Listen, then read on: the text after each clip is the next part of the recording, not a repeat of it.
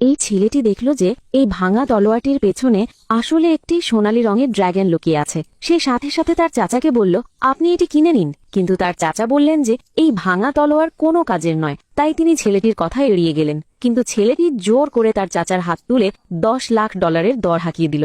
সবাই ছেলেটির এই কাণ্ড দেখে অবাক হয়ে গেল এবং তাকে নিয়ে মজা করতে লাগলো।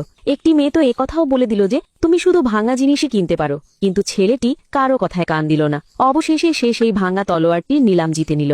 ছেলেটির চাচা তাকে বকা দিতে লাগলেন এবং বললেন যে তুমি আমার $10 লাখ খামোখাই নষ্ট করে দিলে। কিন্তু ছেলেটি তাকে ভরসা দিল যে তার টাকা নষ্ট হবে না। তখনই নিলামকারী মহিলা আরেকটি জিনিস নিয়ে এলেন এবং বললেন যে এগুলোর ভেতরে মূল্যবান রত্ন থাকতে পারে, যে এটি নিলামে জিতবে এগুলো তার হয়ে যাবে। তখনই পাশে বসা মেয়েটি ওই ছেলেটিকে চ্যালেঞ্জ করল এবং বলল, আমরা দুজনেই একটি করে পাথর বাজবো, দেখি কার পাথর সবচেয়ে বেশি দামি হয়। যে এই শর্তে হারবে তাকে তার পরিবারের অর্ধেক সম্পত্তি দিয়ে দিতে হবে। ছেলেটির পুরো বিশ্বাস ছিল যে সেই জিতবে, তাই সে সাথে সাথেই রাজি হয়ে গেল। তারা দুজনেই সেই পাথরগুলোর কাছে গেল। মেয়েটির অ্যাসিস্ট্যান্ট একটি পাথর বাছল।